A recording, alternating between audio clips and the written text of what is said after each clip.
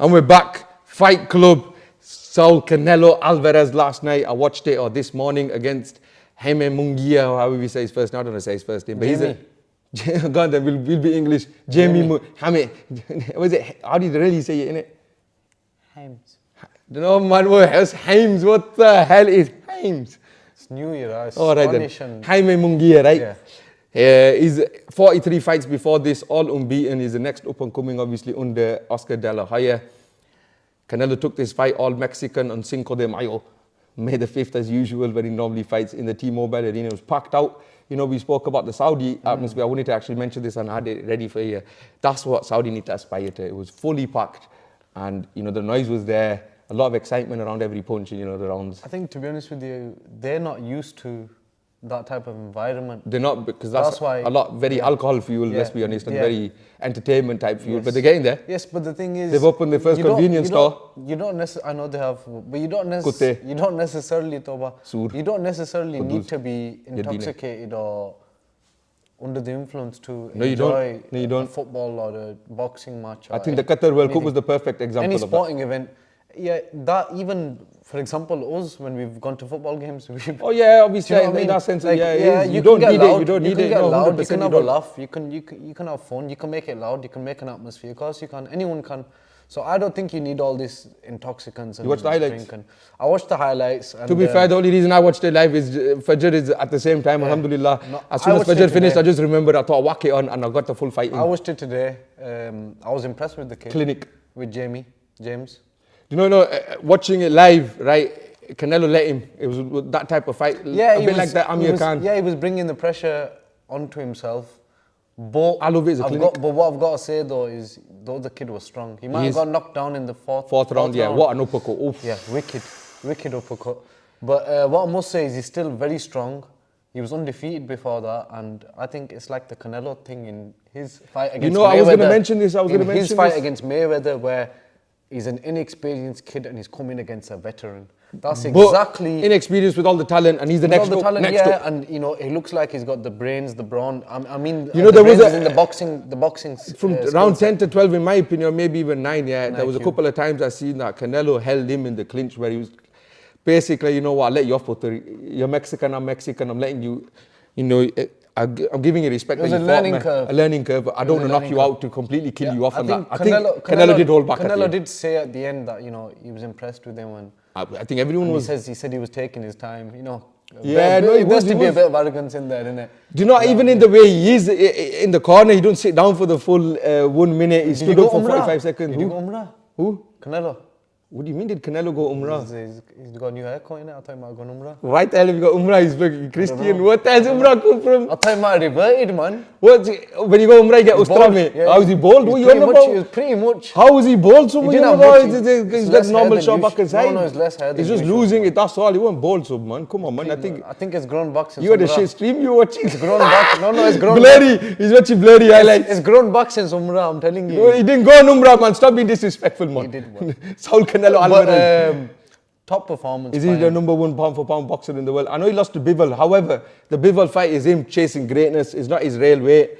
He's going to try it again 100% of, in my opinion, he won't end his career without trying that. I think he's one of the greatest, and he's arguably he's top 5 I've ever seen in my lifetime. But the thing is, he probably is, but the thing is, if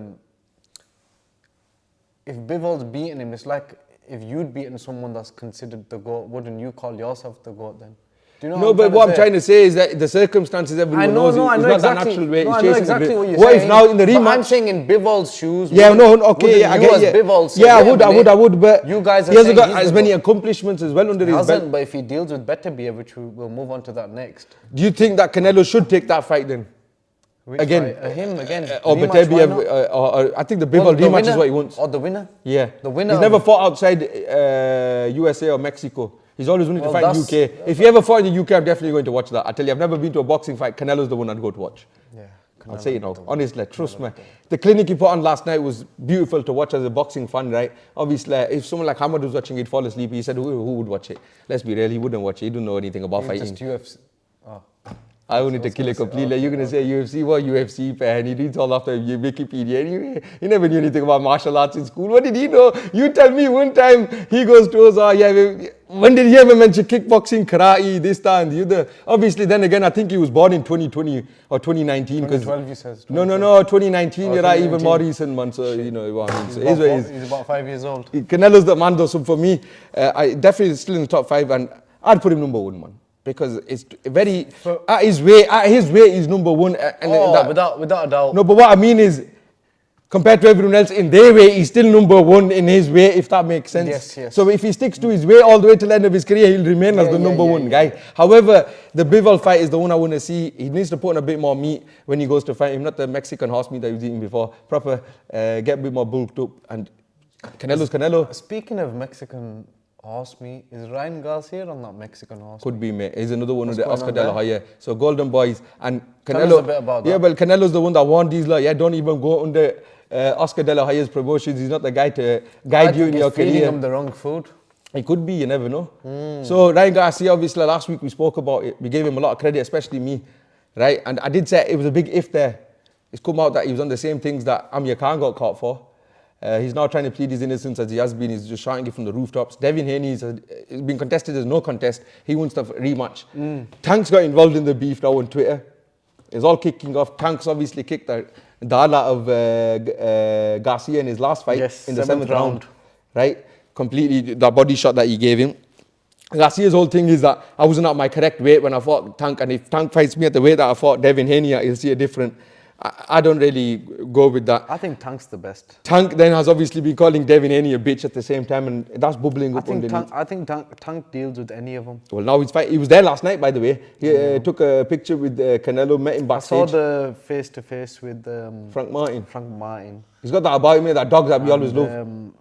I just think Frank Martin, he might be undefeated and he might have a very good record. What is it? 18-0? 17, I think, I know. If I'm not mistaken, it's 17-0. 18-0 with 16 knockouts. Check that out. 18-0 with 16 knockouts. I was mistaken. Very good record. Yeah, but Tank is the man.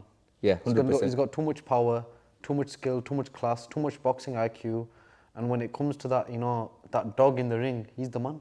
I just wanted to wrap you up about Canelo. A lot of people might not give him the full credit. They'll say, he's obviously better or streets ahead of everyone else in his division. However, it's not easy to take the punches this guy takes. Munguia was giving him some. They're late in the pocket, mate. Anyone else, I'm telling you, I think that fight's in Munguia's favour. To be honest with you, I think it's always been known since the Golovkin fight, really, that... Has he got the best chin in boxing? That's what I wanted to tie up on. That's literally what I was getting to. Like, since the Golovkin fight, we all saw it... In that trilogy, more than anything, more than any other fight previously, we'd seen it. This guy's got a chin. In fact, we saw they both. There's only 2 they had. Sorry. They should have the trilogy. They should have had the trilogy. They could still have it. Golovkin hasn't retired. I know he's obviously a little bit more past it right now. And the years on the mileage is on the clock. That's more for the nostalgia and more for the... That's what I'm saying. I think they'll make a lot of money off it as well, man. I don't think it'd be as good a fight now. Yeah, but De La Hoya's always been a dodgy one, like I was saying, right? And Canelo's going to knock the living daylights out of him. That's one of the most entertaining things I've seen all week. Canelo and De La Hoya's beef. He is going to, I'm telling you, De La Hoya's like 3 months behind saying, put some respect, put some, them fights you've had them fights in school. You've all had them fights in school, when the guy's just a punk on that, and he's giving you the large ones and that. And he knows there's going to be 3 months that are going to jump in front of him, so he's going to keep mouthing off on that, right? And he's just giving it loads. Canelo goes, you mother, I'm going to knock you out, you cabron. And I just hope that it really happens. But Terbiev, injured, unfortunately, so he pulls out of the 5v5. That was the main card. I'm really annoyed with that. Well, they're going to genuinely, I know it will get... Turkey makes everything happen at the moment, mate. Turkey makes it happen. Turkey makes everything happen right now. Mr. Alil Sheikh. Yeah, it's really annoying. Alan Sheikh. Alil. Oh, I think it's Alan Sheikh. Alan. Call him Alan if you want. That's a funny one. Turkey Alan Sheikh. No, Turkey Alan Sheikh. He should might as well be called Alan the man. He's talking with what's his name, Warren and Hen. Yeah. He's probably going to become a Cockney himself. Eddie, Frank and Alan. Eddie Frank and that goes that. Alan goes with him. He looks like an Alan. But yeah, Alan sorting it out. But regardless, that would have been the best fight of the night. Oh yeah, 100%. Without a doubt. 100%. Is there anything else I'll be wrong on this? Yeah, there is, to finish it off. Go on. My boy, Inoue, he's fighting tomorrow night against Luis Neri in a bantamweight. He's, I know you're pulling that face because you didn't know, but I do. He's my guy. He's fighting in the Tokyo Dome, probably afternoon time. He's getting about £5 million purse. I think it's time for him now because you're pulling that face. To make a step up. To make the step to American market or the UK market, just break it completely. Well, that's where he's going to become famous and where people are He's going to... still famous though, not just not in the Western world. I don't... The Western world is... Not really, no, he's getting a £5 million purse. 50,000 people are going to watch him. How many people would watch a bantamweight here with that much? You know what I mean? About 25, 30,000. Possibly even that. You have to market themselves. So he's a big superstar where he is. Well, to be fair with you, I watched... was it lightweight at the time? No, featherweight. Who? Featherweight title fight live, and that bought in about 20,000. How much does Ellen Road hold? Oh, you watched, what's his name? Josh Warrington's title fight. Josh Warrington. But that was a good fight. That was a local rival that got built up and marketed well. This guy will need to be marketed well before he can crack the market. Yes, but I think he will. Obviously, he's a two-weight champion. He's an undisputed two-weight champion like Terence Crawford. He's got 23 knockouts out of 26 fights. He's the monster, mate. Terence Crawford is the GOAT after Muhammad Ali. Oh, all right. He's fighting soon anyway. We said it in the last one, didn't we? So yeah, I think that's what's done. UFC 301 happened. No one cares. No one watched it. I don't care. Hamad didn't even watch it. So there you are. Fought, you know. Who? Terence Crawford. All right, but yeah, you can't say anything, Hamad, because you didn't even watch it. We didn't watch it. Who cares, Hamad? I love you though. Like, comment, share, and subscribe. Bye, Hamad.